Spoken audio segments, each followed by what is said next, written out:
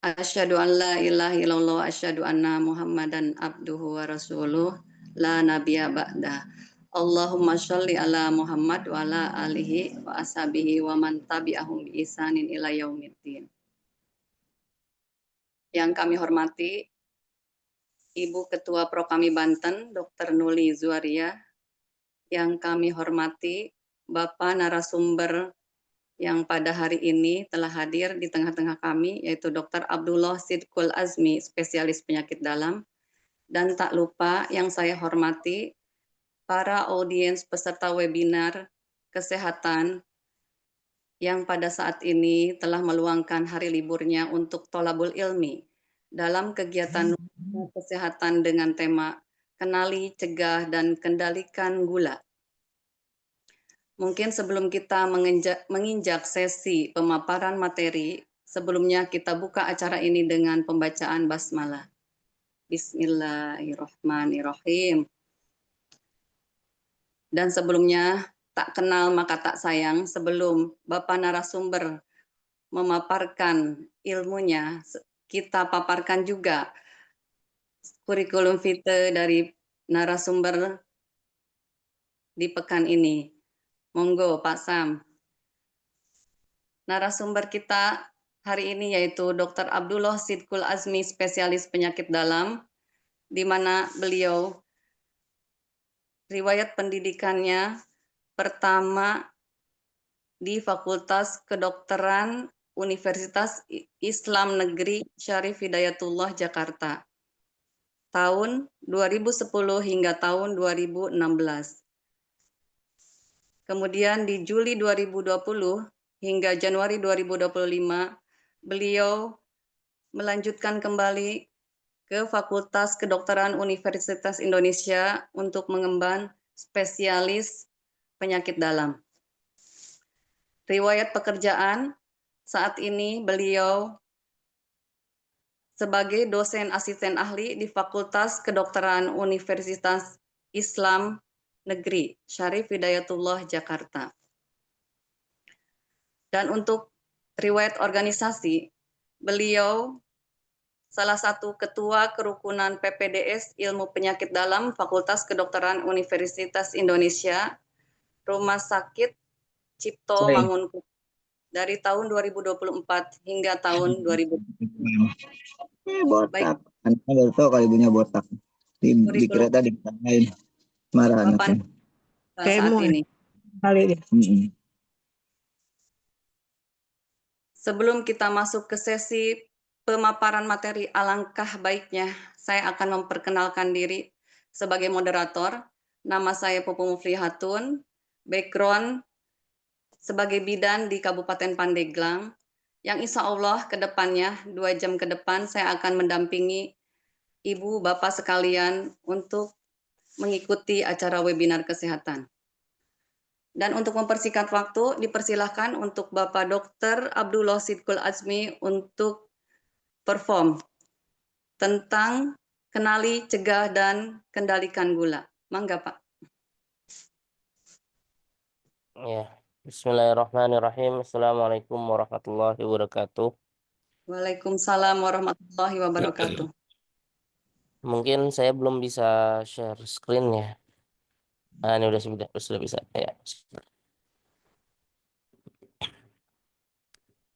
Ya, apakah slide saya sudah terlihat? Sudah dong.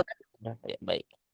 Sudah. Alhamdulillah, segala puji kita ucapkan pada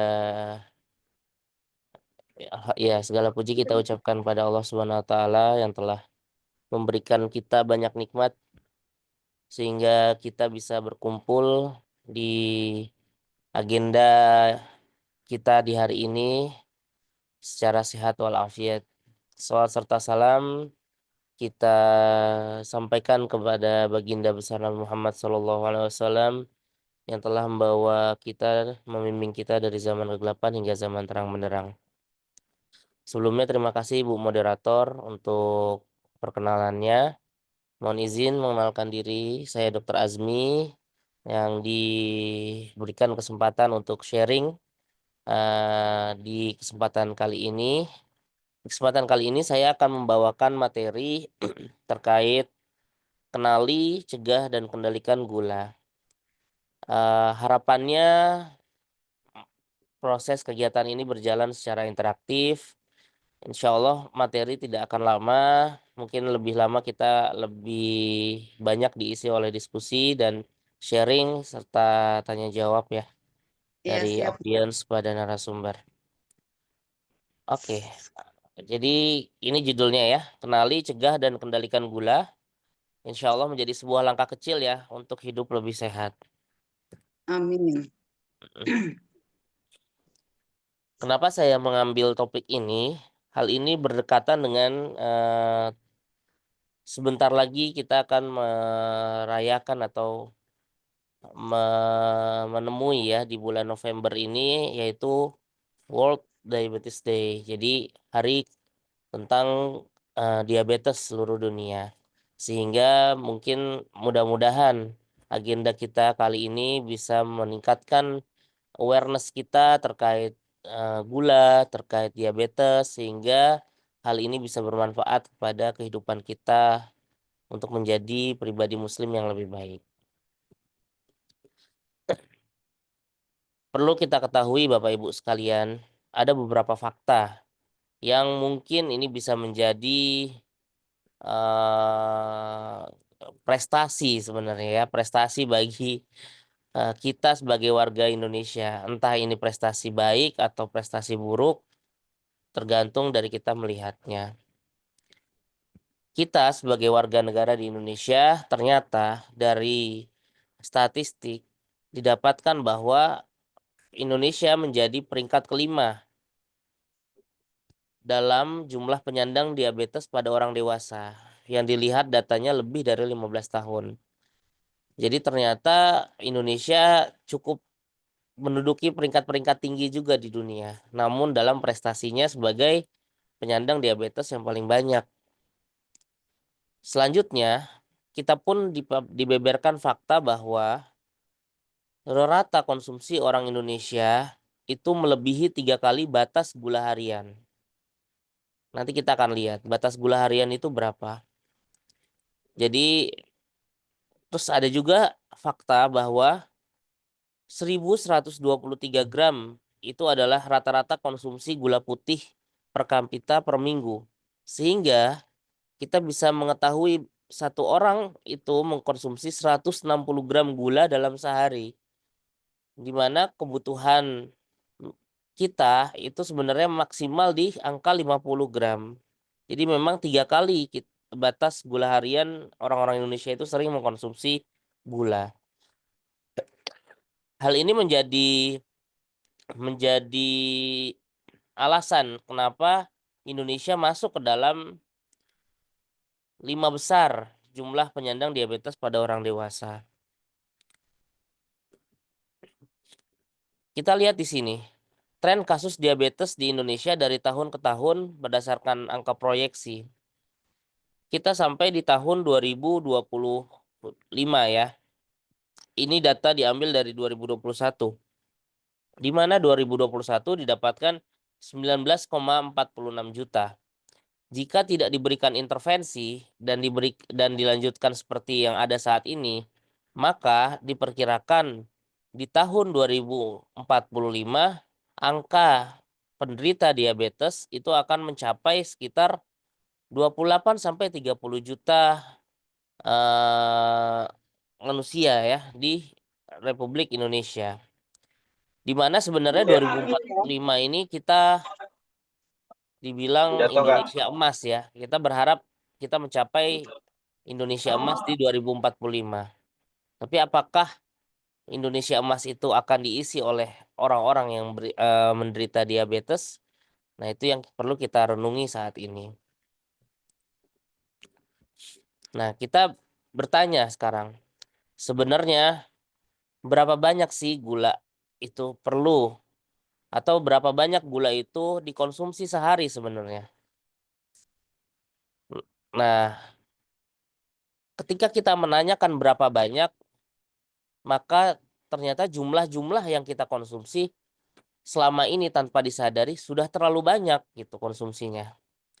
WHO sendiri membuat standar konsumsi gula itu adalah 25 gram per hari atau 6 sendok teh per hari.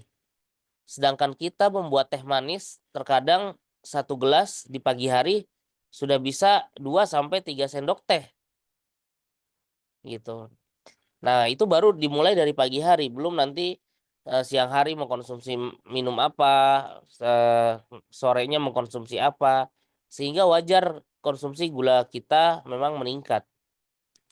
Kemenkes RI sendiri sudah membuat standar yang lebih tinggi dibandingkan WHO, yaitu 50 gram sehari atau 12 sendok teh per hari.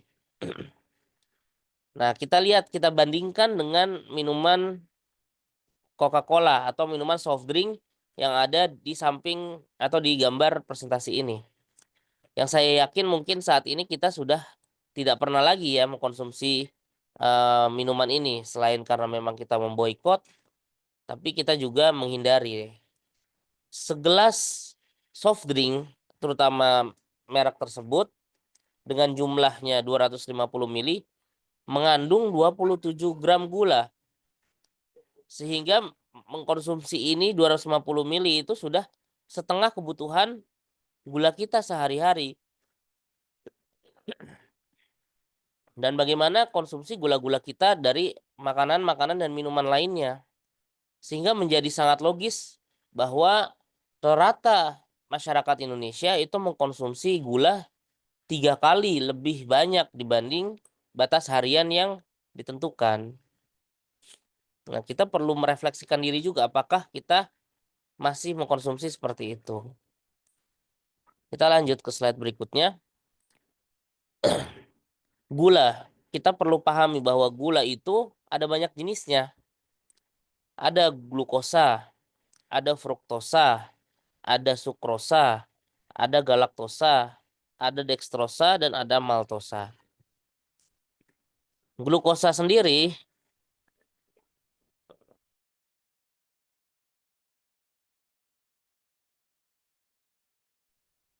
ya. Glukosa sendiri itu adalah kandungan yang menjadi sumber tenaga dan energi untuk otot.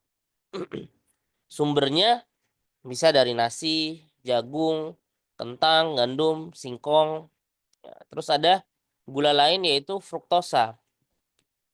Nah, fruktosa ini merupakan jenis gula lainnya. Bisa didapatkan di madu, tebu, atau sirup jagung. Terus ada sukrosa. Sukrosa ini yang sering kita dapatkan dari asupan-asupan makanan dari sumber yang alami. Seperti dari buah-buahan, sayuran, dan biji-bijian. Begitu juga dengan galaktosa, dekstrosa, dan maltosa. Kenapa sih kita perlu membicarakan masalah gula ini? Karena ternyata konsumsi gula berlebih itu banyak mudorotnya atau banyak kerugiannya. Ini yang saya tuliskan ada 4. Tapi sebenarnya kalau kita membaca lebih banyak dan mendalami lebih banyak, akan didapatkan kerugian lebih banyak akibat konsumsi gula berlebih. Yang pertama, ketika kita mengkonsumsi gula berlebih, maka akan didapatkan atau beresiko munculnya penyakit diabetes lebih tinggi dibandingkan orang-orang yang tidak mengkonsumsi gula. Diabetes apa? Diabetes adalah gangguan metabolisme di tubuh, terutama metabolisme gula, yang mana ketika kita sudah mengalami penyakit tersebut, maka kadar gula dalam tubuh kita akan sulit untuk dikontrol. Yang kedua adalah obesitas, atau yang nama lainnya gemuk. Ketika kita sudah mengalami obesitas, maka kita juga terjadi sebuah gangguan yaitu sindrom metabolik, di mana metabolisme tubuh kita bisa menjadi terganggu, baik metabolisme asam urat, metabolisme kolesterol, dan metabolisme lainnya yang bisa menjadi sumber masalah atau sumber penyakit di kemudian hari. Yang ketiga adalah adanya kerusakan gigi. Seperti contohnya munculnya karies pada gigi. Ini disebabkan karena asupan gula yang berlebihan. Yang keempat itu adalah dampak kognitif. Bisa kita lihat atau mungkin pengalaman pribadi, ketika kita mengkonsumsi gula berlebih, maka kita akan cenderung menjadi lebih mengantuk. Pikiran kita juga akan menjadi lebih lambat dibanding sebelumnya. Nah, hal tersebutlah yang menjadi salah satu alasan mengapa konsumsi gula berlebih itu menyebabkan dampak penurunan kognitif. Ada dua yang mau saya bahas di sini untuk menjadi awareness bagi Bapak Ibu sekalian, audiens webinar kali ini. Untuk diagnosis diabetes. Diagnosis diabetes itu ada 3 ini Bapak Ibu sekalian. Yang mana ketika salah satu kondisi sudah terpenuhi, maka seseorang sudah dapat dikatakan mengalami sakit gula atau diabetes. Kenapa saya sampaikan seperti itu? Karena saya banyak menemukan di praktek sehari-hari Bapak Ibu pasien datang dengan membawa hasil gula darah puasa lebih dari 126, misalkan 130, tapi 135. Ketika saya sampaikan bahwa ini sudah melebihi angka diagnosis diabetes, pasien itu cenderung agak denial, menyampaikan bahwa sebelumnya saya gula darahnya tidak di angka segini, Dok. Atau kalau besok diperiksa lagi mungkin gulanya rendah gitu. Nah, yang ingin saya sampaikan adalah ketika satu waktu kita sudah didapatkan kadar gula darah puasa lebih dari 126 atau sama dengan 126 dengan puasa yang sudah dilakukan lebih dari 8 jam, maka seseorang tersebut sudah dapat atau resmi dikatakan mengalami diabetes. Ketika seseorang sudah mengalami diabetes, maka seseorang tersebut harus mulai mengkontrol gulanya, baik dengan cara memperbaiki lifestyle-nya atau dengan dikombinasi dengan pengobatan. Selain gula darah puasa, yaitu kita adanya glukosa darah sewaktu lebih dari 200 mg per desiliter. Namun perlu dipahami bahwa ketika glukosa darah sewaktu diperiksa dan lebih dari 200 mg per desiliter, untuk seseorang dikatakan menderita diabetes, itu harus disertai dengan keluhan klasik dari diabetes, yaitu sering haus, sering lapar, dan berat badan turun. Ketika seseorang didapatkan gula darahnya sewaktu itu lebih dari 200, namun tidak ada keluhan, maka disarankan untuk mengkonfirmasi dengan melakukan pemeriksaan gula darah puasa. Mohon izin sepertinya. Oh ya. Ya, terima kasih. Selanjutnya adalah HbA1c lebih dari 6,5%. Nah, HbA1c ini adalah rata kadar gula darah kita dalam 3 bulan. Sehingga ketika seorang pasien menyampaikan bahwa enggak, Dok, gula darah saya ini lagi tinggi aja. Kemarin-kemarin saya bagus gula darahnya, di bawah 126 atau di bawah 100, dokter. Nah, seorang dokter akan mencoba mengkonfirmasi dengan melakukan pemeriksaan HbA1c. Ketika HbA1c-nya lebih dari 6,5%, maka seseorang tersebut sudah resmi juga menderita diabetes. Walaupun pasien tersebut menampik dengan menyampaikan bahwa sebelum-sebelumnya gula darahnya normal. Yang kedua, terkait obesitas. Ini kita perlu lihat Bapak Ibu sekalian, standar WHO itu menyampaikan obesitas itu di atas 30, BMI di atas 30. BMI itu Body Mass Index atau indeks massa tubuh. Cara menghitungnya berat badan dibagi tinggi badan dikuadratkan, tapi tinggi badannya dalam Meter. meter. Iya, betul.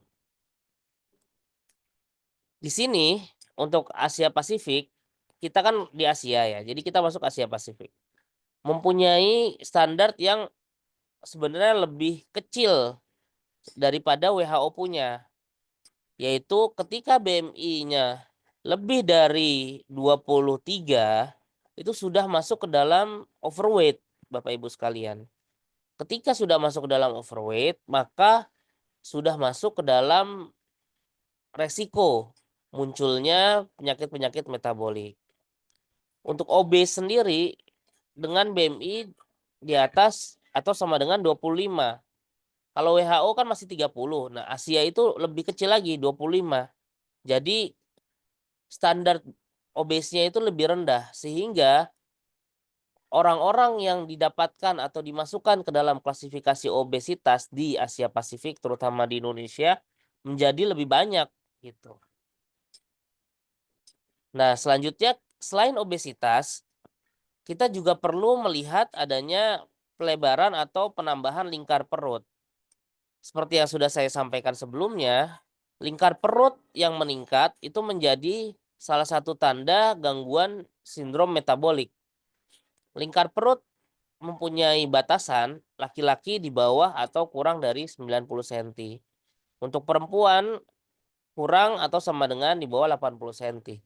Ketika lebih dari 90 cm, maka sudah terjadi yang namanya obesitas sentral. Jadi obesnya itu atau penumpukan lemaknya lebih pada di perut, bukan di seluruh badan.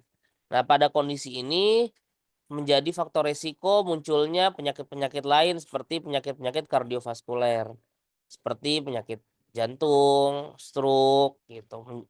Bisa meningkatkan terjadinya penyakit-penyakit tersebut. Nah, bagaimana sih sebenarnya kita perlu untuk melihat pergulaan ini? Kita perlu lebih bijak ya dalam mengkonsumsi makanan. Hal yang bisa dilakukan yaitu adalah membaca komposisi sebelum mengkonsumsi atau sebelum membeli ketika kita berbelanja.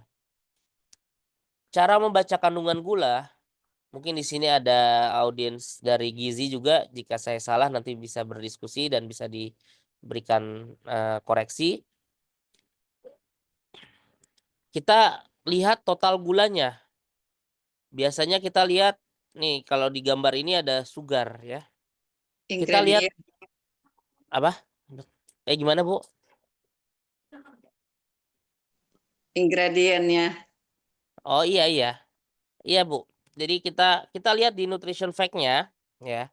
Kita lihat gulanya, total gulanya itu berapa pada minuman tersebut atau pada makanan tersebut.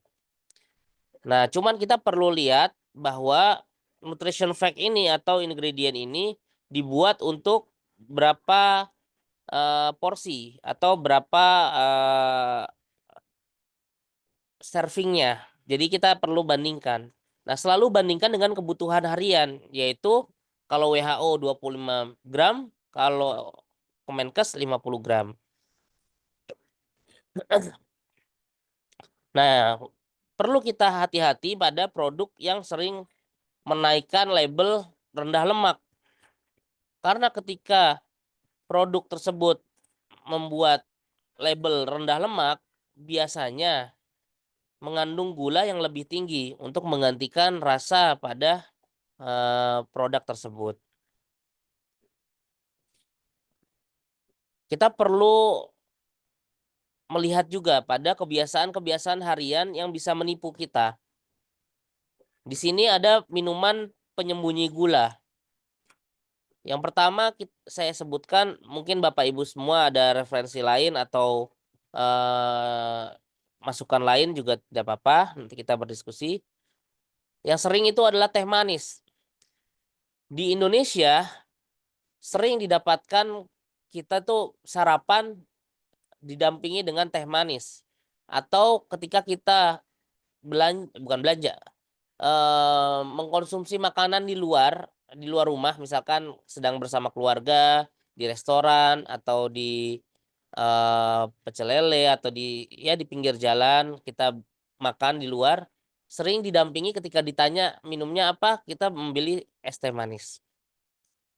Nah, di sana gulanya lumayan, lebih dari 3 sendok teh. Yang selanjutnya adalah kopi hitam. Kenapa saya sampaikan kopi hitam? Saya mendapatkan banyak pasien-pasien saya ketika berdiskusi terkait konsumsi apa yang dikonsumsi baik makanan dan minuman.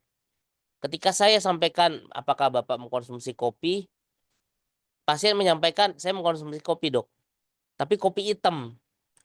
Nah, pertanyaan saya adalah apakah kopi hitam itu berbeda dengan kopi yang lain? Nah, kita perlu lihat bahwa ketika kopi hitam itu rasanya pahit, maka biasanya bentuk kopinya lebih kental.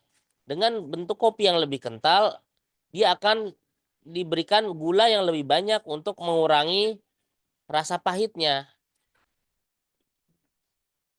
Makanya perlu dipastikan bahwa ketika seseorang itu mengkonsumsi kopi hitam, apakah dia menggunakan gula atau tidak?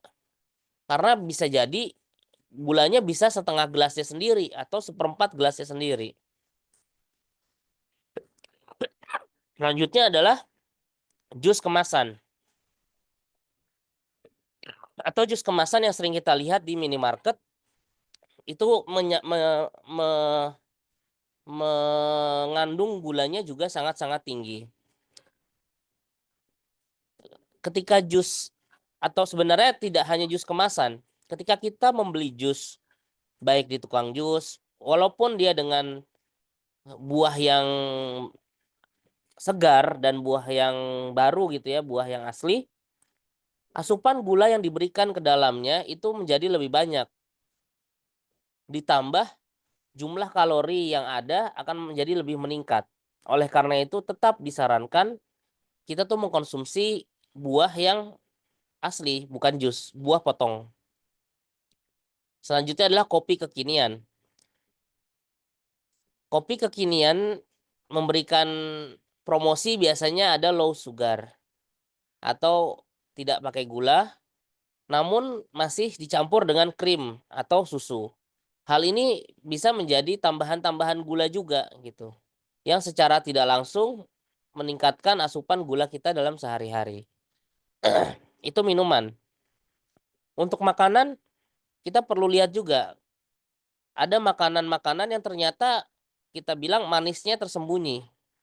Contohnya granola.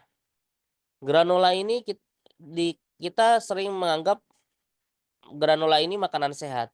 Memang granola ini adalah makanan sehat, tapi dalam pengolahannya dia menggunakan gula yang lumayan tinggi dan kalorinya pun tinggi sebenarnya. Selanjutnya adalah yogurt berasa. Lebih disarankan untuk mengkonsumsi yogurt yang original karena perasanya itu biasanya mengandung gula yang tinggi. Roti manis. Walaupun rotinya dibuat dengan menggunakan gandum, tapi ketika dia ada pemanis, maka gulanya akan meningkat. Selanjutnya saus salad. Atau kita misalkan mau makan sehat menggunakan salad, kita berikan saus, misalkan mayones atau Thousand Island gitu. Nah, sausnya sendiri itu kalorinya dan gulanya lumayan tinggi gitu. Makanya kita perlu bijak dalam melihat komposisinya terlebih dahulu. Yang terakhir adalah protein bar. Protein bar saat ini jumlahnya semakin banyak dan dari berbagai merek. Protein bar ini memang baik dalam menutupi atau memenuhi kebutuhan protein kita. Namun jika kita lihat komponennya, gulanya juga sangat tinggi. Jadi saya mengajak kepada Bapak Ibu sekalian, kita mulai sejak saat ini mengkonsumsi gula dengan lebih bijak. Yaitu beberapa langkah yang saya usulkan. Yang pertama adalah memilih buah segar sebagai pengganti cemilan. Jadi ketika kita mengkonsumsi cemilan, lebih baik diganti kepada buah segar. Selanjutnya, kita membawa botol air putih sendiri. Sehingga ketika kita makan di luar atau makan di restoran atau di luar, atau ketika kita dalam perjalanan dan haus, kita tuh tidak terfikirkan untuk membeli minuman yang terutama minuman berasa dan berwarna. Kita mengkonsumsi air putih yang sudah kita bawa. Selain lebih hemat dan ternyata lebih sehat juga, gitu. Selanjutnya, kurangi kunjungan ke kedai minuman manis. Sekarang menjadi sebuah tren, sering nongkrong, ngumpul, terutama Gen Z atau Gen Alpha yang baru-baru, untuk menghabiskan waktu atau bekerja melalui kafe. Nah, di saat itu sudah menjadi keharusan biasanya ketika kita duduk di kafe tersebut, kita harus memesan. Nah, ketika memesan, mau tidak mau mungkin kita harus memilih makanan-makanan atau minuman yang ternyata gulanya cukup tinggi. Nah, jika kita belum bisa terhindar dari rasa manis, mungkin bisa menggunakan pemanis alami. Misalkan salah satunya bisa menggunakan stevia atau menggunakan campuran buah-buahan untuk menjadi agar rasanya lebih manis. Saya mengajak kepada Bapak Ibu sekalian, yang pertama seperti yang sudah saya jelaskan tadi, kita mengganti minuman manis dengan air putih. Yang kedua, baca label kandungan gula saat berbelanja. Yang ketiga, mencatat asupan sehari-hari termasuk asupan gula kita. Kita sudah mengkonsumsi gula apa saja nih di hari ini. Sehingga targetnya 50 gram gula itu tidak lebih dalam sehari-hari. Yang keempat adalah libatkan orang-orang terdekat. Kenapa? Karena ketika kita berjalan sendirian, maka ketika kita futur atau ketika kita lupa, maka kita akan kembali menghilangkan kebiasaan-kebiasaan baik yang sudah coba kita buat sebelum-sebelumnya. Tapi ketika kita mengajak atau libatkan orang-orang terdekat kita, maka mereka akan menjadi pengingat bagi kita ketika kita tidak menjalani kegiatan-kegiatan baik yang sudah kita buat sebelumnya di nomor 1 sampai 3. Ataupun menjadi motivasi kita untuk bisa membuat lifestyle yang lebih sehat. Mungkin itu saja Ibu Moderator, slide yang bisa saya sampaikan di materi kali ini. Sedikit kata, tidak perlu langsung menghilangkan semua gula. Kita harapannya bisa mulai dengan langkah kecil yang bisa kita lakukan konsisten setiap hari. Karena konsistensi lebih penting daripada intensitas. Wabillahi Iya. taufiq hidayah. Wassalamualaikum warahmatullahi wabarakatuh. Waalaikumsalam warahmatullahi wabarakatuh. Ya, baiklah Dok. Mungkin sisanya sesi tanya jawab kali Dok ya. Iya, silakan Bu. Banyak juga nih, 60 berarti sekitar 60 menit lebih ya Dok ya. Ya, untuk selanjutnya mungkin kita masuk ke sesi tanya jawab. Para audiens boleh raise hand yang akan bertanya, dipersilahkan. Di sini alhamdulillah Dok sudah hadir peserta webinar 39 peserta ya Dok. Alhamdulillah, alhamdulillah. Mangga untuk peserta webinar dipersilahkan untuk memberikan pertanyaan atau tanggapan terkait dengan kenali, cegah, dan kendali. Oh ya, baiklah. Mungkin di kolom chat ya, saya buka. Assalamualaikum. Ya dok, ini mungkin yang kolom chat Bapak, yang langsung ini aja, langsung raise hand, monggo, silahkan. Siap, siap kakak. Oh dokter, oh monggo, maaf. Dok. Ya, ya. Siap-siap kakak, mau nanya kak, bukan. Ini cerita pengalaman pribadi aja ya. Ya, 15 tahun yang lalu saya pernah dibilangin sama dokter penyakit dalam. Apa namanya? Antum tikcana kalau kan saat itu saya sudah gemuk ya. Sudah gemuk. Mungkin grade 1 ya, obes grade 1. Kemudian 10 tahun tetap gemuk, siap-siap saja diabetes. Saya nggak terlalu percaya ya, walaupun dibilang itu penyakit dalam 10 tahun, karena memang saya nggak ada turunan dan sebagainya. Tapi ternyata alhamdulillahnya benar juga, sudah 10 tahun tuh gula saya mungkin prediabetes atau mungkin udah jadi diabetes di atas 300, kolesterol juga itu seperti itu, dengan ada nyeri cangkeng, nyeri pinggang, nyeri tulang dan yang lainnya. Nah, baru dari situ kemudian ngeh gitu tuh, sehingga baru 3 bulan ini kemudian alhamdulillah tuh penurunannya jauh banget ya. Bahwa memang obesitas ini karena saya ngalamin ya penanda-penanda menuju ke arah apa namanya sindrom metabolik begitu tuh, sehingga memang tanpa terasa oleh kita ya, saya juga mencoba mengevaluasi apa yang selama ini dimakan dan sebagainya. Selama ini biasa-biasa saja dengan gorengan mentang-mentang karena singkong itu apa namanya rendah gulanya, sehingga kita enak-enak aja makan singkong dan sebagainya seperti itu. Jadi kira-kira begitu. Terima kasih, itu aja, ini aja apa namanya tentang perobesitasan ya. Terima kasih Kak Pupuk. Iya, sami-sami dok. Baiklah dok, narasumber Dr. Abdullah, mungkin ini ada asumsi ya, mungkin kata Dr. Hubes tadi, di mana kalau 10 tahun tetap gemuk, siap-siap diabetes, apakah itu asumsi seperti itu benar adanya atau emang tidak? Mungkin itu, Dr. Abdullah, minta pencerahannya. Iya, terima kasih. Mungkin ini karena satu-satu ya, Bu. Depending apa gimana dok? Depending apa langsung jawab?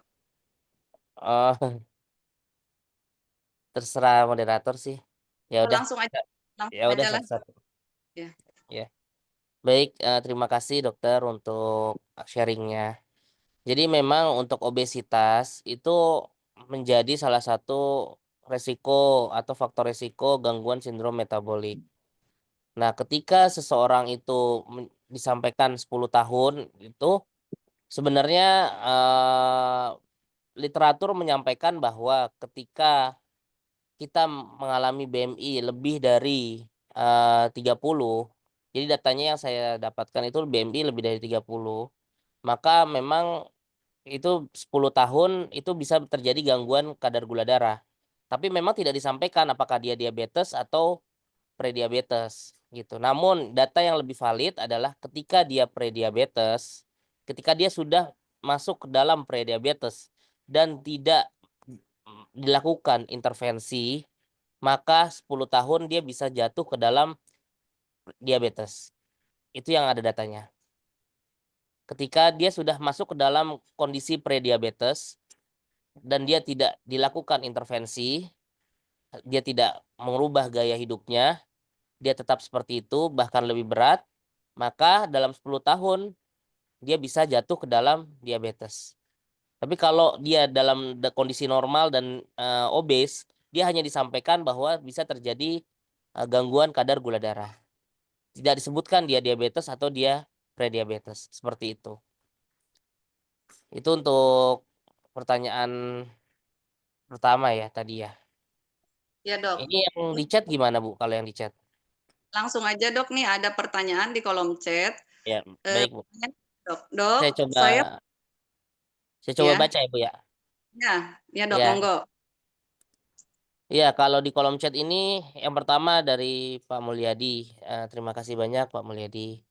Izin bertanya, apakah untuk menghindari gula, apakah harus menghentikan makan nasi?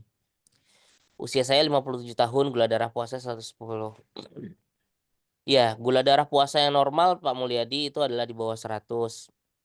Ketika gula darah puasa itu di antara 100 sampai 126, maka itu sudah masuk ke dalam gula darah puasa terganggu atau masuk ke dalam pre-diabetes. Apakah ketika untuk menghindari gula itu harus menghentikan makan nasi? Kalau dikatakan harus, tidak. Tapi nasi merupakan salah satu sumber gula yang lumayan banyak pada masyarakat Indonesia. Karena nasi dikonsumsi 3 kali sehari.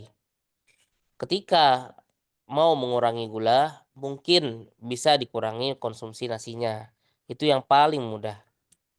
Misalkan nasinya ditaker, makan dengan 100 gram saja, atau makan nasinya mungkin hanya makan siang saja, sarapan dan malam tidak makan nasi gitu. Itu boleh, nggak apa-apa.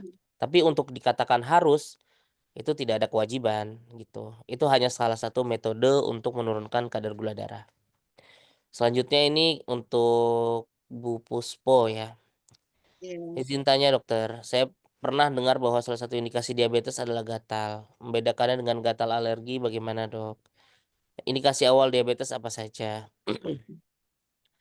Untuk indikasi awal diabetes itu adalah gejala klasik yang saya sampaikan tadi, Ibu. Yaitu adanya gangguan, pertama adanya rasa sering berkemih ya atau jadi sering kencing. Yang kedua, sering lapar walaupun dia sudah makan gitu. Yang ketiga, turun berat badan walaupun dia makan. Jadi dia makan banyak tapi berat badannya tidak naik tapi malah turun. Dia sudah minum banyak tapi rasanya haus terus. Nah, dia kencing terus. Misalkan dalam semalam dia bisa kencing 4 kali atau sampai 5 kali gitu. Untuk gatalnya sendiri, kalau gatal alergi itu biasanya disertai dengan adanya perubahan struktur kulit, Ibu. Misalkan ada kemerahan di kulitnya, ada muncul bentol. Tapi kalau gatal karena sakit gula, itu dia tidak ada muncul kemerahan di kulitnya, Bu. Tidak gatal, tidak ada kemerahan, tidak ada bentol-bentol di kulitnya. Dia gatal saja seluruh tubuh. Gitu. Nah, biasanya muncul memang pada kadar gula yang sangat tinggi, misalkan 300 atau 400 gitu. Selanjutnya Bu Halifan. Izin dokter, Ada suami saya sudah diabetes 6 tahun, sekarang suami terkena ginjal. Bagaimana, apakah boleh makan nasi merah dan buah apa saja yang tidak boleh dimakan? Pada prinsipnya makan nasi merah boleh-boleh saja, Bu. Nasi merah, kenapa ada stigma makan nasi merah lebih baik daripada nasi putih? Padahal faktanya 100 gram nasi merah dengan 100 gram nasi putih jumlah kalorinya hampir mirip. Tapi yang berbeda adalah indeks glikemiknya. Indeks glikemik pada nasi merah itu lebih rendah sehingga dicernanya itu lebih lama dan menyebabkan seseorang merasa kenyang lebih lama. Ketika seseorang merasa kenyang lebih lama, maka seseorang tersebut akan terhindar untuk mengkonsumsi snack atau snacking, nyemil di antara jam-jam makan. Harapannya ketika tidak snacking, maka gulanya akan turun. Oleh karena itu, biasanya ada beberapa masyarakat atau beberapa pasien yang memang merubah dengan makan nasi merah. Tapi apakah ketika makan nasi merah itu gulanya pasti turun? Kalau dia makan nasi merahnya banyak banget juga, sama aja dengan makan nasi merahnya banyak juga, sama juga dengan makan nasi putihnya sama, gitu. Gitu ya, Bu. Mungkin itu Bu dok, moderator, mungkin ini ada yang raise hand, mungkin gantian dulu yang raise hand. ya dok, 4 orang. Mangga Bu Seri Aini Lubis ya, silahkan. Assalamualaikum warahmatullahi wabarakatuh. Waalaikumsalam warahmatullahi wabarakatuh. Izin bertanya dokter, kebetulan saya pasien dokter Nuli. Pertanyaan saya, apakah penyebab penyakit diabetes yang dominan ini sebenarnya faktor genetik atau lifestyle, dokter? Pertanyaan kedua saya kebetulan penderita diabetes yang udah kena jantung juga, udah CABG juga. Yang mau saya tanyakan, saya selalu ngecek gula darah saya ya, begitu bangun tidur, dan darah sewaktu. Itu kebetulan beberapa bulan ini normal untuk penderita diabetes, dok. Namun hasil HbA1c saya selalu tinggi. Gimana sih dok korelasi antara HbA1c itu dengan gula darah sewaktu dan gula darah puasa? Itu aja, terima kasih. Assalamualaikum warahmatullahi wabarakatuh. Waalaikumsalam warahmatullahi wabarakatuh. Ibu tadi pertanyaannya apa selain yang HbA1c? Saya ingin nanya, penyebab penyakit diabetes itu yang dominannya faktor genetik atau lifestyle gitu, Dok? Sebagai orang awam saya ingin tahu sebenarnya apa, atau memang karena faktor genetik semuanya keturunan Ya, kita harus hati-hati, harus aware gitu. baik. Ya, terima kasih Ibu Sri Aini Lubis. Untuk pertanyaan pertama, Ibu, ketika terkait sakit gula ya, kedua hal tersebut itu bisa berpengaruh, Ibu, untuk menyebabkan seseorang terkena diabetes. Ketika seseorang sudah memiliki faktor genetik atau keturunan dari orang tuanya diabetes, maka seseorang tersebut memiliki kesempatan untuk jatuh ke dalam kondisi penyakit diabetes lebih tinggi dibanding orang lain yang tidak memiliki keturunan diabetes. Nah, kapan munculnya diabetes pada orang tersebut? Hal itu dipengaruhi oleh gaya hidup dari orang tersebut. Saya kasih contoh gini, Bu. Ada dua orang, Fulan dan Fulanah. Fulan ini Fulan ini punya orang tua sakit gula. Tetapi dia gaya hidupnya baik sekali. Olahraganya rutin, makannya baik, mengurangi gula-gula. Si Fulanah ini tidak mengatur makannya berantakan, olahraga tidak dilakukan, kerjanya juga lebih sering duduk di kantor. Mereka sama-sama sampai di umur 40 tahun, Bu. Ketika di umur 40 tahun, si Fulan yang punya genetik sakit gula karena didukung oleh lifestyle yang baik, diabetesnya tidak muncul, Bu. Namun si Fulanah karena dia tidak punya genetik, tapi ketika dia gaya hidupnya yang sudah lama sekali ini tidak baik, menyebabkan dia jatuh ke dalam kondisi diabetes. Jadi seperti itu, Bu. Jadi ketika kita mempunyai genetik sakit gula, maka sudah seharusnya kita berusaha untuk menjaga kehidupan kita, menjaga gaya hidup kita agar kita tidak jatuh ke dalam diabetes. Karena ketika seseorang sudah punya genetik penurunan atau riwayat orang tua yang menderita diabetes, maka chance atau kesempatan terkena penyakit diabetes itu lebih besar. Seperti itu, Ibu, gambarannya. Gimana, Bu? Sudah puas? Oh, satu lagi yang HbA1c ya, mohon maaf saya lupa. Iya, jadi Ibu, saat ini memang HbA1c itu adalah gambaran kadar rata kadar gula darah dalam Sebulan. ada yang bocor, mohon maaf ya. Rata kadar gula darah dalam 3 bulan. Nah, namun hal yang sama adalah kita bisa melihat gini, Bu. Ada seseorang gula darahnya rendah dan tinggi, tapi dia peak-peaknya tinggi-tinggi. Dalam artian gini, kadang gula darahnya 100, tapi di suatu saat dia gula darahnya 300. Habis itu dia puasa misalkan, dia turun lagi. Tapi kalau lagi nggak puasa, dia makan biasa, naik lagi. Jadi gula darahnya itu kayak roller coaster, Bu. Kadang rendah sekali, kadang tinggi sekali. Sama dengan orang yang memiliki kadar gula darah, dia panteng itu kadar gula darahnya di angka 100 sampai 200 misalkan. Dia pertahankan 100 sampai 200.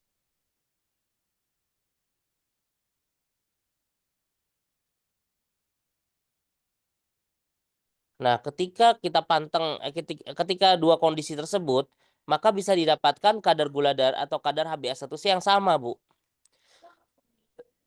Karena dia bentuknya rata. Kalau misalkan memang kita perlu dalam kondisi-kondisi tersebut, kita akan melihat ketika kita sudah gula darah puasa, bagus, kita lihat gula darah 2 jamnya. Kalau 2 jamnya bagus, nah perlu kita lihat lagi gula darah randomly samplingnya bagus atau tidak, seperti itu. Jadi itu kenapa jawaban HbA1c Ibu tinggi tapi kadar gula darahnya normal. Atau bisa jadi pas lagi Ibu puasa tersebut, Ibu puasanya lebih panjang sehingga kadar gula darah puasanya normal. Bagus maksudnya kadar gula darah puasanya lebih rendah. Seperti itu, Bu. Kalau Ibu mau mendapatkan hasil yang lebih bagus, lebih variabil, lebih variasi melihat angkanya, maka ada namanya pemeriksaan kok saya jadi lupa ya. Jadi dia melihat variabilitas gula darah, Bu. Jadi kita pasang alatnya itu 24 jam. Jadi kita bisa lihat gula darah kita fluktuatifnya di sana. Itu sudah ada, Bu, di Indonesia. Tapi memang belum ditanggung BPJS. Seperti itu. Terima kasih. Gimana, Bu? Sudah cukup? Sudah cukup, Dok. Ya Makasih. udah. Ya. Dok, sebelum ke kolom chat ini ada yang raise hand yang udah lama nih. Bu Niken, silahkan Bu Niken. Bu Niken. Baik, terima kasih Ibu Moderator. Assalamualaikum warahmatullahi wabarakatuh, Dokter. Warahmatullahi wabarakatuh. Izin pertanyaannya ada dua karena terkait yang pertama ini kasus ibu saya. Ibu saya sudah sepuh tapi Dok, usianya kalau sekarang sudah 80 tahun, tapi riwayat gulanya itu sepertinya sudah sejak muda ya Dok. Karena terakhir itu ketika usia 60-an gitu ya, itu sampai 400 atau 500 kata dokter terlambat sedikit itu bisa diamputasi kakinya. Itu usia 60-an. Alhamdulillah dengan suntik insulin terus dan kita jaga untuk menjaga makannya sampai usia sekarang. Dan usia sekarang itu memang sudah di bawah 200 ya Dok. Tapi ibu saya itu sulit sekali untuk menghindari teh manis. Dan teh manisnya itu sekarang tidak buat sendiri, Dok. Itu bisa beli sendiri ke warung seperti teh pucuk, teh macam-macam lah, teh botol gitu ya.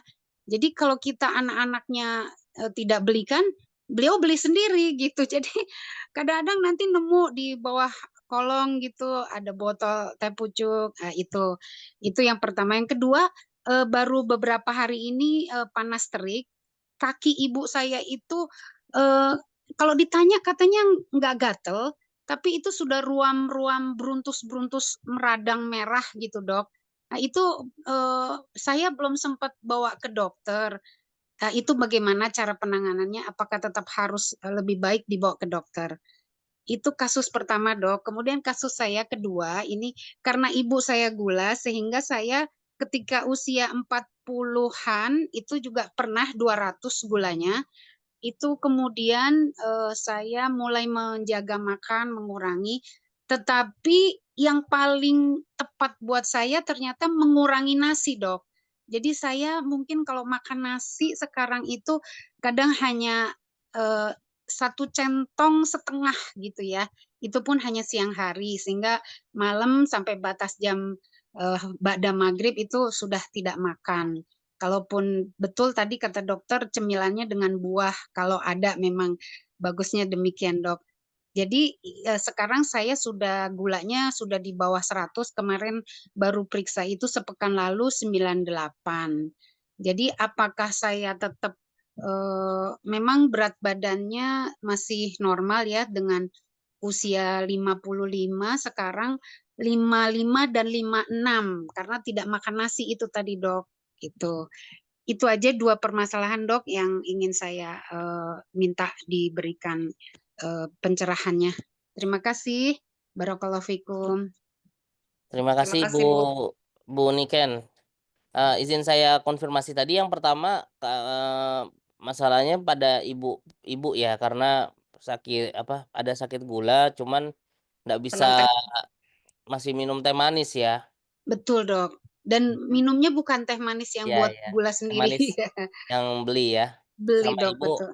Ibu terkait Ibu yang mengkonsumsi. Tapi kan Ibu kalau yang Ibu sendiri sudah tidak makan nasi tapi gula darahnya sudah normal kan Bu ya tadi? Kalau saya sudah, cuma maksudnya dengan usia saya 55, berat badan 55, 56, saya mengurangi nasi, artinya memang cukup sehingga tetap dijaga seperti itu gitu dok, aman, tidak naik gitu gulanya. Iya. Ya terima Baik. kasih Bu. Yang pertama dulu Ibu ya. Memang ya Bu, mohon izin, boleh tahu Ibunya umur berapa Bu? Sekarang sudah 80 dok. Masya Allah, udah Saat 80 ya. sakit yang berat itu usia 60-an. Waktu itu 500 kalau tidak salah gulanya dan dokter mengatakan ini terlambat sedikit sudah harus diamputasi kakinya katanya begitu dok. Iya, Alhamdulillah Allah berikan iya. kesehatan dan kesembuhan. Ya Ibu, memang memang ini menurut saya adalah ujian ya, kalau menurut saya. Ujian bagi kita anak-anak, untuk, yang orang tuanya sudah di usia lanjut. Karena memang habits ini atau kebiasaan ini terkadang agak sulit untuk dipatahkan gitu, Bu. Namun memang kalau misalkan bisa memang kalau solusi dari saya ya memang mau tidak mau kita membuat teh manis dengan gula buatan, misalkan stevia, seperti itu. Atau kalau memang mau beli ya kita beli dengan gula, teh-teh yang dikatakan less sugar atau no sugar, teh tawar gitu. Mungkin seperti itu sih Bu kalau menurut saya. Karena memang tidak ada solusi lain selain memang ya mengurangi gulanya, tapi mungkin kita bisa mensubstitusi mencari alternatif dari tehnya tersebut dengan manisnya yang manis gula buatan. Maksudnya bukan gula buatan, gula stevia yang tidak menaikkan, kadar gula dalam darah atau tidak menaikkan kalorinya. Mungkin seperti itu Bu untuk yang, kasus pertama. Yang untuk kasus kedua, ketika seseorang itu sudah lama tidak makan nasi, atau ketika seseorang itu sudah lama mengkonsumsi nasinya sedikit, maka dia, sensitivitas terhadap nasinya itu juga menurun, Bu. Jadi biasanya kalau mungkin seseorang tersebut tiba-tiba makan nasi banyak, biasanya akan rasa begah sebenarnya. Jadi hal tersebut sebenarnya sudah positif, Bu, tinggal dilanjutkan. Dalam artian, nasinya sudah tidak terlalu banyak, kadar gula darahnya sudah, baik. Kalau boleh tahu tinggi badannya berapa, Bu? Terakhir itu masih muda 165 dok, Ya, tapi sekarang sudah menurun, katanya ada penurunan kadar tulang ya, ya. 163 dok. Oh, iya. Kalau misalkan, kita lihat dari berat badan ideal kan 63 kilo ya, Ibu, ya, tinggi badan dikurang 100 senti, eee, dikurangi 10%, ya mungkin sekitar 63 kilo, idealnya. Kalau dihitung dikurang 6 mungkin sekitar 56, 57 itu masih ideal, Ibu. Ibu kan berarti Ideal tadi ya dok. menyampaikan 56 kilo ya? Iya, Ini sebenarnya masih cukup, Bu. Ini tinggal cukup. dilanjutkan saja, dikonsistenkan gitu, di dilanjutkan istiqomahnya gitu. Karena memang, tidak bisa dipungkiri dalam menjalani pengobatan, dalam jangka waktu lama itu ada kebosanan-kebosanan. Apalagi Ibu kan konsumsi obat jantung juga, obat gula juga gitu ya. Jadi dari saya sih sudah baik Ibu, titip dilanjutkan dan diistiqomahkan saja. Semoga selalu sehat walafiat. Amin. Terima kasih. Maaf dok, yang ibu saya sekarang ini kakinya Oh ruam-ruam iya, merah-merah iya, meradang itu dok, tapi iya, ditanya tidak gatel. iya Ibu. Takutnya baal gitu dok. Iya, saya mohon izin kalau untuk yang terkait ini saya kan tidak bisa melihat posisi klinis kakinya. Jadi kalau Betul, saran saya memang dibawa saja Ibu ke dokter. dibawa saja ya dok. Ya, untuk tidak berasa mungkin kan memang pada orang yang sakit gula terjadi kondisi neuropati, yang memang dia fungsi saraf perasanya menurun, sehingga dia Betul, memang tidak bisa tidak merasa apa-apa juga gitu. Jadi iya, takutnya memang kemerahan-kemerahan tersebut, merupakan infeksi gitu yang memerlukan, eee, obat-obatan lebih lanjut gitu. Jadi menurut saya lebih baik dibawa ke dokter untuk dilakukan pemeriksaan terkait kakinya tersebut. Mungkin itu Ibu. baik. Ya, baik, terima kasih Mbak dokter dan Pupu, Ibu. Iya, Assalamualaikum, gimana? Mbak Pupu. Waalaikumsalam, Siap. dokter. Boleh ngasih komentar Iya, ya? Iya boleh dokter, dong. silakan dokter. Assalamualaikum teman-teman, ibu-ibu sekalian. Maaf saya Waalaikumsalam. off kamera ya. Jadi betul ya yang dibilang Dr. Asmi bahwa pencegahan itu bagus sekali daripada udah komplikasi bahkan ya atau udah banyak komorbid lainnya. Nah, makanya peran keluarga itu kalau bisa lagi ngumpul-ngumpul, lagi ada acara keluarga, baik keluarga inti maupun keluarga besar lagi arisan, lagi ada acara-acara keluarga gitu ya. Itu kasih tahu kalau ibunya, neneknya, kakeknya tuh ada diabetes ya. Sehingga anak-anaknya itu cepat-cepat dilakukan preventif. Nah, yang paling baik itu setahun sekali dicek HbA1c atau gula darah puasa gitu ya. Atau cek gula darah yang biasa juga ya nggak apa-apa deh kalau nggak bisa ke itu ya Mbak Pupu ya. Walaupun nggak bisa Ya, cek HbA1c paling tidak gula darah sewaktu juga yang paling minim tuh nggak apa-apa. Tapi alangkah baiknya memang HbA1c. Kalau sudah ketahuan HbA1c-nya 5,6 sampai 5,7 sampai 6,4% saja itu sudah dibilang prediabetes. Nah, prediabetes ini sekarang menurut Perhimpunan Perkeni ya itu sebaiknya diobati gitu. Dan sekalian melakukan perubahan gaya hidup yang tadi Dokter Asmi bilang harus ada olahraganya, makanan sayurnya, buah-buahan yang langsung, jangan yang di juicer atau yang di kaleng gitu ya, jadi yang fresh gitu kan. Nah, jadi prediabetes saja sekarang kita sudah ketat nih Mbak Pupu, harus dilakukan pengobatan dan pemantauan rutin gitu. Jadi jangan cuma prediabetes ini masih kesannya masih jauh ya, padahal tuh udah inflamasi, udah peradangan. Nah, untuk Bapak Ibu yang kena diabetes sebaiknya melakukan rutin kontrol tiap sebulan sekali ketemu sama dokter penyakit dalamnya untuk melakukan program-program yang kita harus tahu nih kira-kira udah ada komplikasi belum ya, terutama ke ginjal. Misalnya periksa urin lengkap atau periksa albumin, kreatinin, rasio urin sewaktu pagi. Karena kalau udah di atas 30 itu sudah ada komplikasi atau inflamasi di area ginjal dan area atau daerah jantung dan pembuluh darah. Nah, begitu ada kebocoran atau protein urea, alangkah baiknya itu segera dilakukan pengobatan. Nah, mungkin itu aja Mbak iya. Pupu. Terima kasih banyak ya dokter atas Dokter Asmi yang sudah hadir ya. Jangan bosan-bosan ya Sama-sama dok ya. dokter. Kapan-kapan nanti kita ngomongin komplikasinya atau kelanjutannya kali ya untuk yang diabetes ini emang paling susah ya, paling sebetulnya gampang didiagnosis tapi paling susah untuk dilakukan pengobatan secara menyeluruh ya. Siap dokter. Kadang-kadang dokter puskesmas punya kesulitan juga untuk merujuk karena keterbatasan sehingga saya juga mengalami ya pasien-pasien saya mau rujukan aja tuh agak sulit karena sistem ya. Jadi memang harusnya begitu sudah ada diabetes nggak usah nunggu-nunggu komplikasi langsung dirujuk ke penyakit dalam karena kita harus cek urin lengkap, kolesterol, asam urat, banyak yang harus kita tinjau. Faktor risiko kardiovaskuler. Jadi nggak cukup dengan obat udah dapat metformin atau glibenclamid nggak cukup dengan itu aja tapi harus ada tindakan lanjutan yang komprehensif. Dan dari masyarakat, terutama nanti kami bisa masuk ke masyarakat ya, harus ada upaya untuk gaya hidup sehat gerakan masyarakat bersama-sama. Sehingga nanti gulanya nggak akan berkembang menjadi yang HbA1c yang tinggi. Mungkin itu aja, terima kasih atas kesempatannya. Assalamualaikum warahmatullahi wabarakatuh. Terima kasih banyak dokter. Waalaikumsalam warahmatullahi wabarakatuh.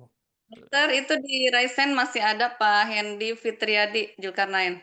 Ya, silakan dokter. Hendy, mangga. Satu lagi di kolom chat, Dok. Assalamualaikum warahmatullahi wabarakatuh. Waalaikumsalam warahmatullahi wabarakatuh. Izin dok, sambil jalan. Siap dokter. Punten ada pertanyaan dok, mungkin bisa mohon pencerahannya untuk saya dan tim yang hadir. Banyak pasien yang bertanya, kalau pakai gula stevia, gitu ya, stevia atau gula dari buah-buahan, apakah ada batasannya dok? Atau bebas aja pakai stevia sebanyak-banyaknya? Karena pasiennya suka manis. Sehingga kalau diganti dengan yang lain, khawatir masih ada kalorinya dok. Kalau stevia kan low kalori ya. Itu yang pertama. Kemudian juga ada kasus pasien yang menganggapnya gula dari buah-buahan itu masih bisa dikonsumsi bebas oleh yang penyandang cukup manis. Dia makan semangka 1 biji dok, 1 buah sendirian. Akhirnya besoknya gulanya melonjak dan kakinya bengkak, dan harus sampai di operasi di demam. Mohon arahan dok untuk batasan kurma atau buah-buahan atau stevia, berapa sih batasan yang diperbolehkan untuk penderita kencing manis? Mohon penjelasan dokter. Nuhun. Assalamualaikum warahmatullahi wabarakatuh. Waalaikumsalam warahmatullahi wabarakatuh. Monggo dok, langsung aja. Waalaikumsalam. Ini pertanyaannya cukup sulit juga ya, Dokter Hendy. Cukup sulit, cuman memang perlu kita ini kan. Ya, jadi memang untuk stevia sendiri ini agak unik ya. Memang dia itu kan setetes saja itu bisa membuat manis sekali ya, gitu. Nah, jadi memang kalau dari FDA atau WHO-nya sendiri, memang menyampaikan pengkonsumsi stevia itu disarankan jumlahnya itu kurang dari 4 miligram per kilogram berat badan per hari. Cuman memang saya belum menemukan ininya apa namanya? Literatur atau apa? Bukan, literaturnya sudah ada. Cuman konversinya karena kan kita menggunakan stevianya itu kan cair ya, seringnya. Nah, dalam satu pipet itu berapa miligram itu. Nah, itu saya belum dapat Dokter Hendy. Nanti mungkin saya coba cari dulu, Dok. Nanti kalau sudah ketemu mungkin akan saya kirimkan ya ininya, Dokter. Apa namanya? Rangkuman literaturnya, Dokter, terkait hal tersebut. Nah, untuk gula buah-buahan ya, Dok ya, atau yang biasa kita sebut fruktosa. Sebenarnya pada dasarnya gula-gula fruktosa itu tetap kadarnya itu tidak boleh lebih dari jumlah kadar gula harian kita, yaitu 50 gram kalau di sini menggunakannya, 50 gram per hari, gitu.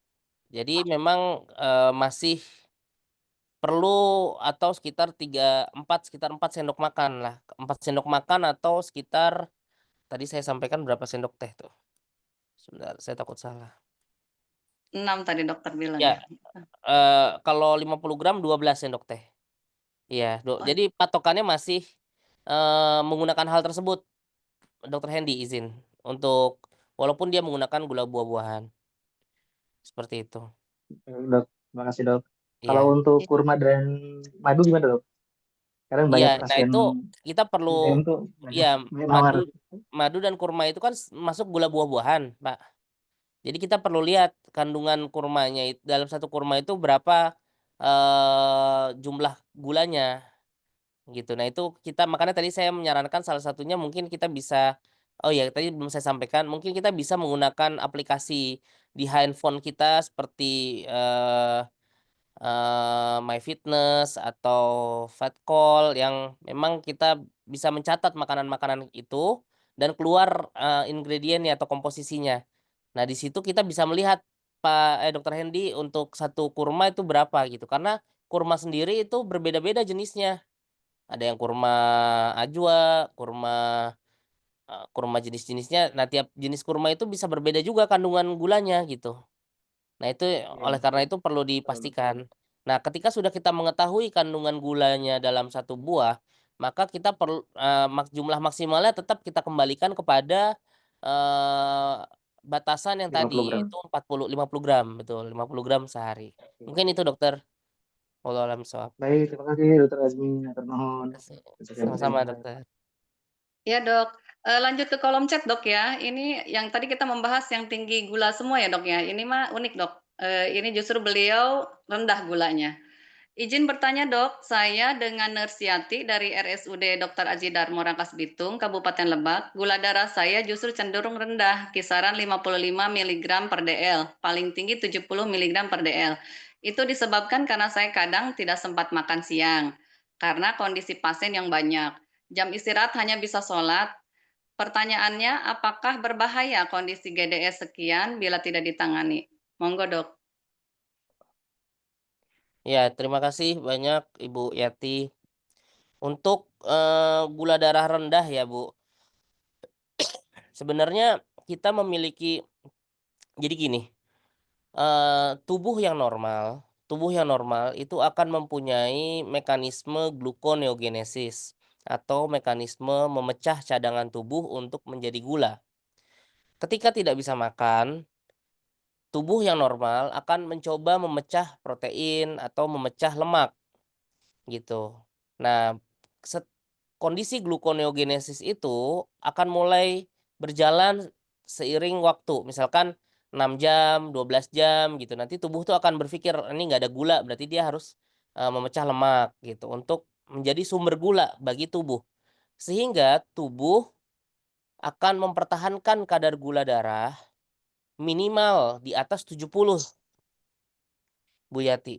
Jadi ketika kadar gula darah di bawah 70 berdasarkan literatur itu sudah akan menimbulkan gejala. Misalkan gejalanya berdebar-debar atau lemas, rasa lapar, keringat dingin. Ketika sudah muncul gejala tersebut, maka sudah masuk ke dalam hipoglikemi dan sudah perlu makan gitu.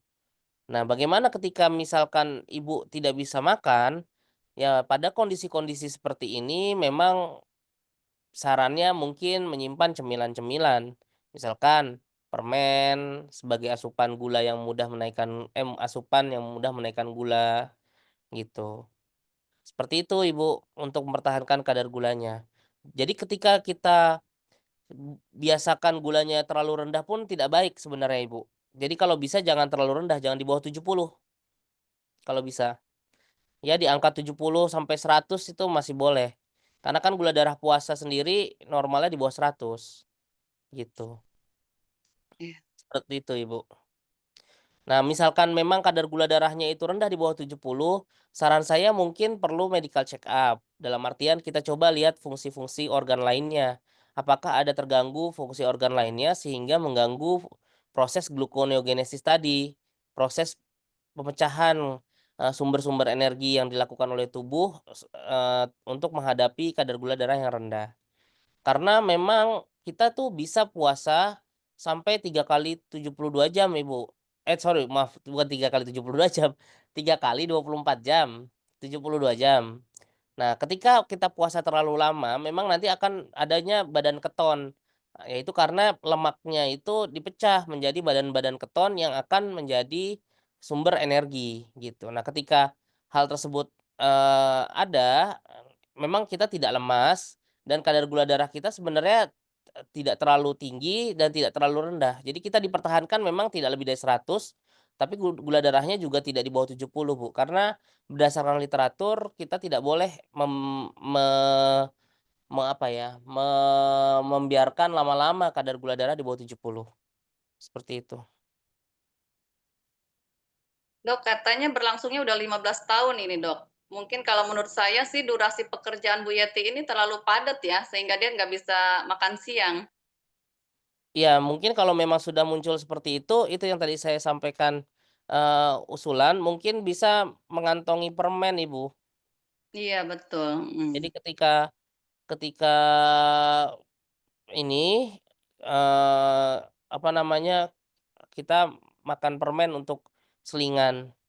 Karena memang pada prinsipnya ya memang saya memahami juga gitu pasien mungkin banyak, cuman mungkin perlu disela juga gitu untuk terkait hal tersebut gitu. Mungkin izin Bu Yati itu yang bisa saya sampaikan. Mungkin atau dari audiens ada yang bisa mengusulkan atau dari Dokter Nuli untuk terkait hal ini bisa memberikan arahan dan masukan juga, dipersilakan Dokter.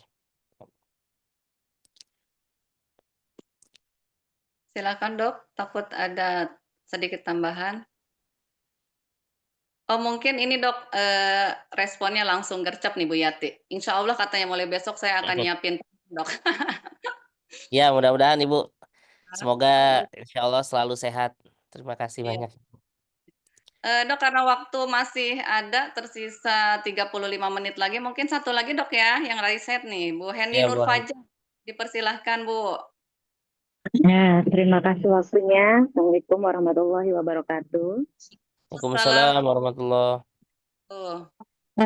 Ini dok, Sebenarnya keadaan saya sih bukan gula tinggi ya dok, tapi saya hipertensi yang agak lumayan dok di usia 35 tahun. Saya hipertensi di atas 200.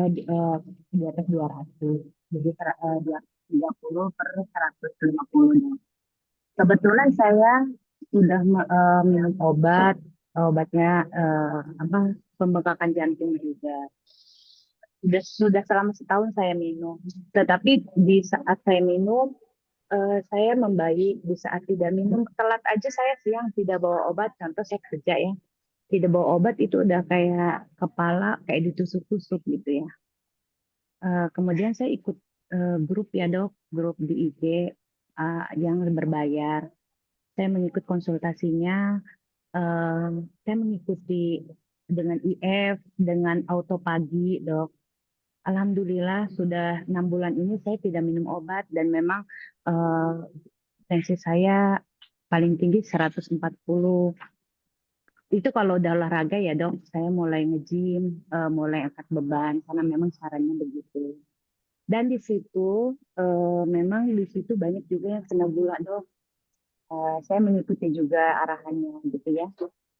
Kebetulan kan saya juga melayani Posbindu ya dok, saya petugas Posbindu ke masyarakat gitu ya. Supaya nanti saya juga bisa mengarahkan masyarakat yang baiknya seperti apa gitu. Di grup itu banyak yang coachnya menyarankan untuk tidak mengkonsumsi obat gula atau obat hipertensi lagi gitu atau obat jantung karena memang kalau menurut beliau ya yang coach itu tidak baik kalau diminum terus-terusan. Sedangkan yang kita tahu obat gula atau obat hipertensi kan akan diminum seumur hidup ya dok. Yang saya tahu ya dok. Saya juga bibi saya kasih tahu seperti itu, dia pun mencoba karena dia sudah bertahun-tahun minum obat gula, dia stop juga obat gulanya. Saya kasih tahu caranya seperti apa, seperti IF, terus skip KGB. KGB itu karbo, gula dan buah dia skip dulu gitu dong. Alhamdulillah sekarang gulanya paling tingginya sekarang 200, yang tadinya memang biasa 400 atau 350. Itu bagaimana ya dok? Kalau kan tadi dari lifestyle ya, kan kita kalau bisa mengobati dari lifestyle, apakah bisa tidak mengkonsumsi obat lagi gitu dok? Terima kasih ya dok, mohon arahannya. Karena memang keluarga saya itu turunannya jantung, hipertensi, diabetes gitu dok, agak lumayan. Ya, terima kasih Ibu. Terima kasih untuk pertanyaannya dan sharingnya Ibu. Ya, jadi gini Ibu, ini jadi gini, memang ketika seseorang sudah mengalami penyakit diabetes ataupun penyakit hipertensi, dia akan menanggung beban diagnosis itu seumur hidup. Dia akan mengalami bahwa saya punya hipertensi, tapi saya terkontrol. Saya punya sakit gula, tapi gula saya terkontrol. Terkontrol itu bisa dengan obat, bisa dengan lifestyle. Seperti itu. Jadi ketika terkontrol yang tadi Ibu sampaikan dengan Ibu mencoba mengubah gaya hidupnya dengan tidak mengurangi gula, mengurangi konsumsi buah-buahan. Itu adalah salah satu jalan, salah satu ikhtiar yang bisa digunakan. Ya, yang tadi Ibu sampaikan itu intermittent fasting, IF itu bisa juga digunakan. Silahkan saja. Ketika hal itu sudah terjadi dan sudah Ibu lakukan dan gula darahnya turun sesuai target, maka dan Ibu bisa melepas obatnya, itu Ibu boleh lepas obatnya. Karena ketika Ibu mengkonsumsi obatnya akan membuat gula darah Ibu lebih rendah. Seperti itu. Tapi yang perlu Ibu garis bawahi adalah ketika seseorang sudah terdiagnosis diabetes, proses kompensasi di dalam tubuh untuk metabolisme gula itu sudah terganggu. Sehingga jika suatu saat misalkan terjadi kehilafan, misalkan yang tadinya IF ini kan sudah konsisten, alhamdulillah terus ternyata hilaf gitu 1 hari, IF-nya nggak lancar atau makanannya agak sudah mulai mengkonsumsi makan gula lagi, kondisi gulanya naik lagi, itu bisa terjadi.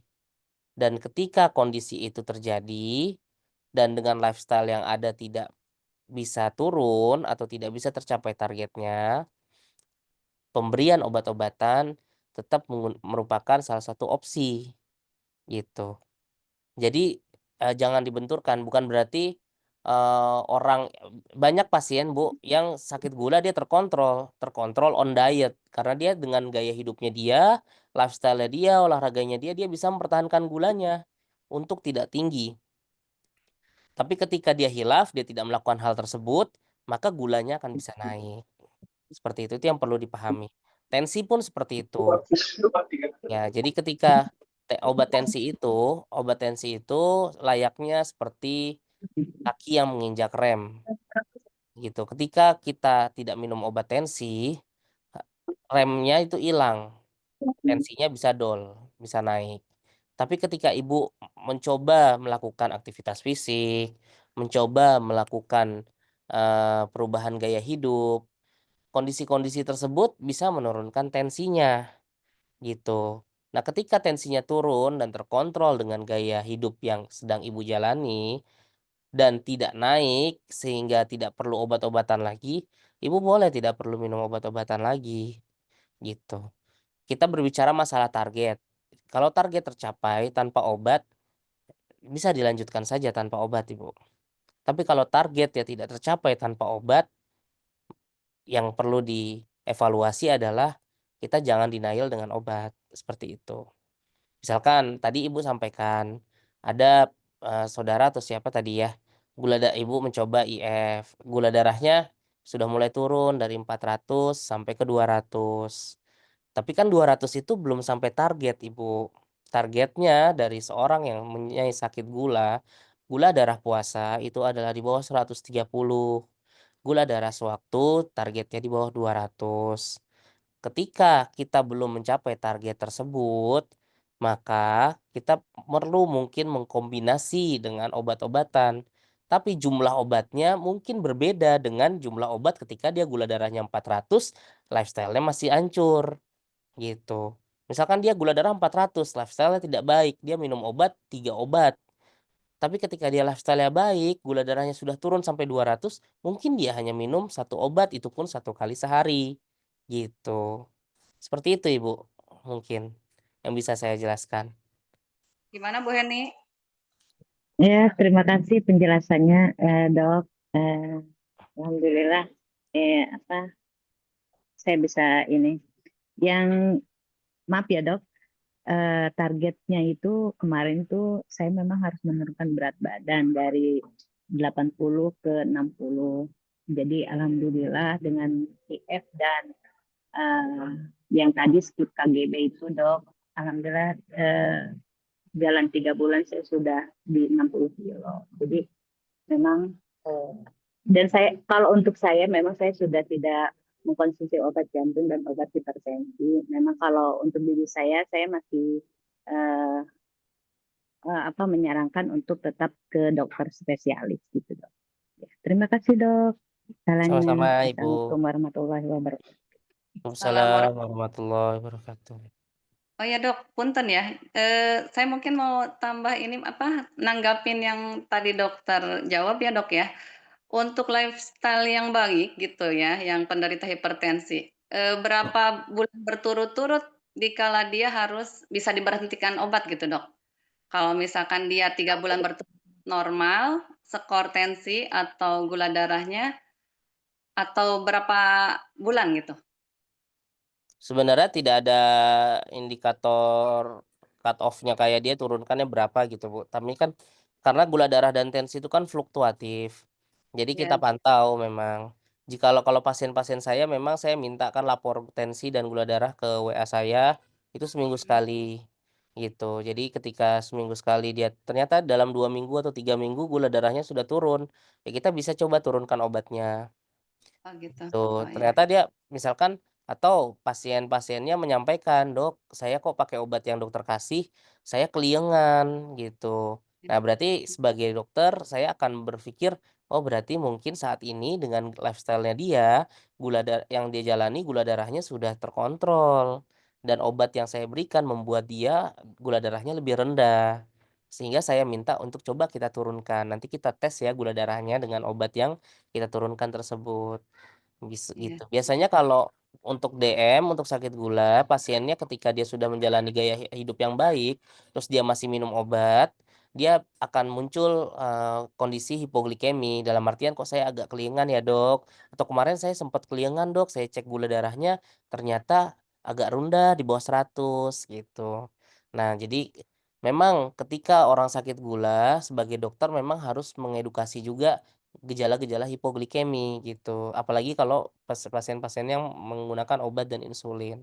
Nah, kalau yang sakit, hipertensi biasanya ketika dia tensinya turun, dia agak lemas gitu, dia menyampaikan, "Kok dok saya agak lemas," atau ketika saya bangun tidur, dari posisi bangun tidur ke berdiri, saya agak doyong gitu, agak nggak seimbang gitu. Nah, maka kita perlu mungkin kita evaluasi tensinya.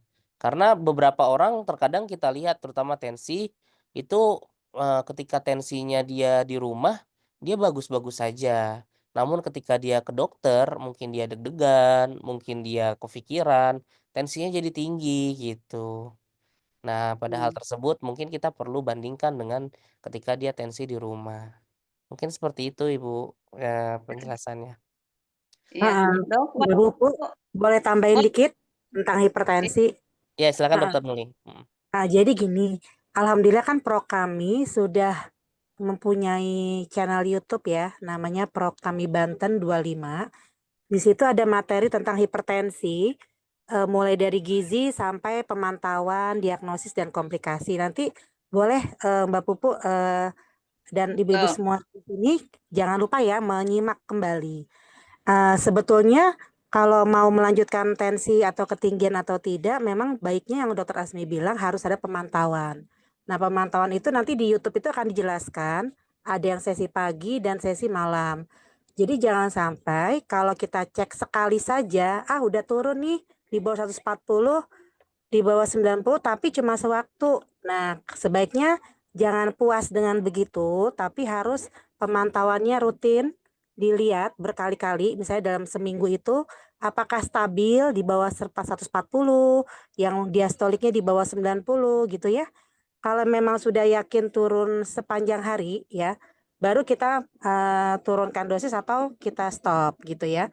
Karena khawatirnya cuma sekali saja udah bagus, tapi takutnya malamnya ternyata masih tinggi nih gitu. Sedangkan target dokter untuk menurunkan tensi itu adalah stabil, tidak ada variabilitas tekanan darah yang tinggi lompat turun gitu. Jadi harus stabil. Kalau tanyakan juga sama dokternya target saya berapa, karena tiap orang berbeda-beda. Kalau orang yang ada kebocoran protein, target tensinya harus lebih turun. Misalnya 130/75. Beda dengan orang yang cuma masih muda atau cuma komorbid satu, mungkin masih bisa 138/85 begitu ya, Dok. Tapi kalau ada orang yang udah ada stroke, mungkin lebih rendah lagi gitu. Jadi mohon maaf, jangan sampai semua dirata-ratakan. Oh, tetangga saya begini, berarti saya harus begini. Nah, sebaiknya Ibu Bapak Ibu tanyakan, "Dok, saya targetnya berapa sih angkanya yang bagus kisarannya gitu ya." Jadi supaya nanti kita tidak berasumsi udah cukup, padahal sebaiknya harus lebih turun lagi supaya tidak ada serangan stroke yang kedua atau tidak ada kelainan ginjal di kemudian hari. Mungkin itu aja Mbak Pupu tambahannya. Makasih. Iya, sama-sama. Dok, gimana Makasih nih? Dokter. Masih ada waktu nih, Dok. Kurang lebih 20 menit lagi. Ada satu lagi nih penanya, Raisen. Iya, boleh Bu. Ipah adalah ya, Ibu Ipah. Silahkan, Bu.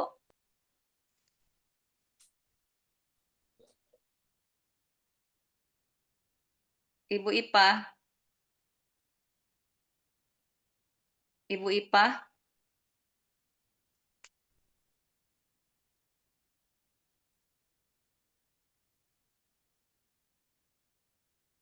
Ibu Ipah. Silahkan Bu.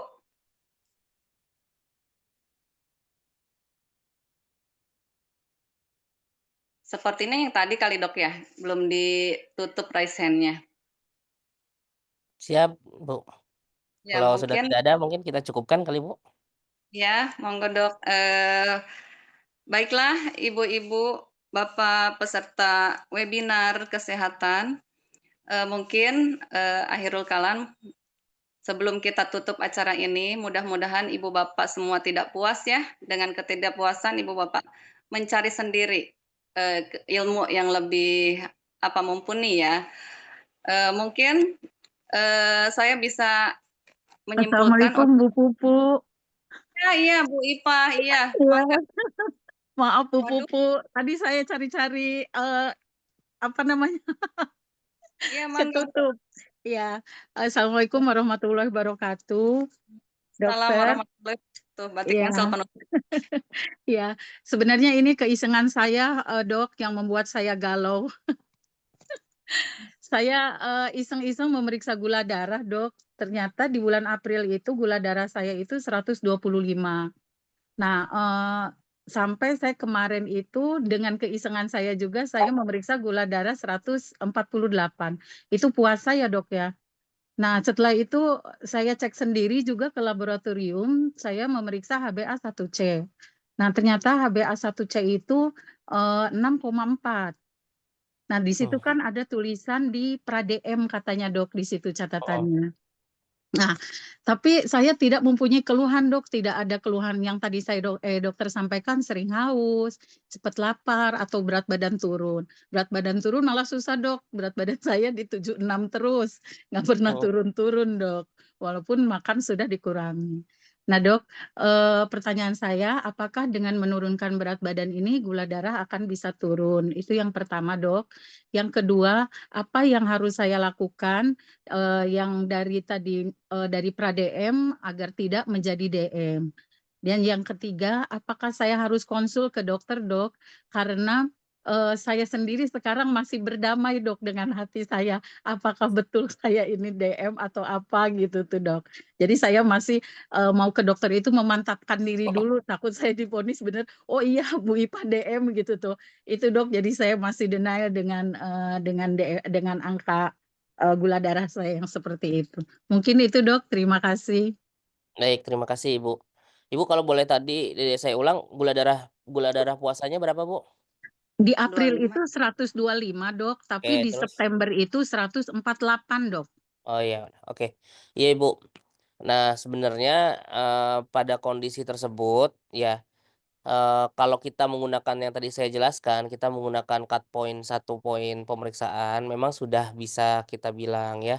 Tapi kalau misalkan kita pakai anggaplah kita Ibu, kita anggap prediabetes lah, karena kan yang satunya gula darah puasa terganggu ya. Terus, HbA1c Ibu juga masih 6,4 dalam artian masih prediabetes gitu ya, untuk rata kadar gula darah 3 bulan. Pertanyaan selanjutnya Ibu apakah ada keturunan sakit gula Ibu? Tidak ada, Dok. Ya, tidak ada. Ya. Nah, jika memang tidak ada, nah pada kondisi seperti ini untuk prediabetes pun tadi seperti yang sudah dijelaskan oleh Dokter Nuli, prediabetes itu sudah harus diintervensi, Ibu. Diintervensi itu dalam artian Ibu harus melakukan perubahan gaya hidup gitu. Walaupun memang tidak ada gejala gitu. Karena memang prediabetes biasanya tidak ada gejala, Ibu. Kalau Hmm. prediabetes, gitu. Namun memang harus diintervensi. Salah satu intervensi yang paling mudah memang adalah menurunkan berat badan, gitu. Karena dengan menurunkan berat badan maka sensitivitas insulin akan meningkat, terus habis itu kebutuhan gula tubuh juga akan berkurang. Coba bayangkan kebutuhan gula dari seseorang yang berat badan 70 dengan berat badan yang 60, pasti lebih rendah yang 60 kilo, Bu, ya kan? Hmm. Jadi ketika kita turun berat badan otomatis, gula darah kita akan cenderung lebih turun gitu. Jadi ketika Ibu sekarang berat badannya 76, tinggi badan berapa Bu izin? 155, Pak. Ya Dok. 155 misalkan kalau 155 kan kita anggap berat badan idealnya 55 gitu. Jadi misalkan Oh. ya kita coba turunkanlah 10 kilo. Kalau Ibu bisa turun 10 kilo mungkin berat gulanya akan lebih baik gitu. Dan ketika gulanya turun ya mungkin Ibu tidak perlu obat karena gula darahnya sudah baik, seperti itu. Pada prinsipnya Oke. memang adalah pemantauan Ibu, seperti yang tadi sudah disampaikan oleh Dokter Nuli.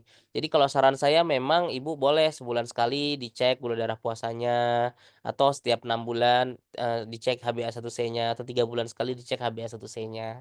Seperti itu Hmm, Ibu. Mhm. ya. Baik dokter, terima kasih. Jadi saya harus Sama-sama. konsul ya dok.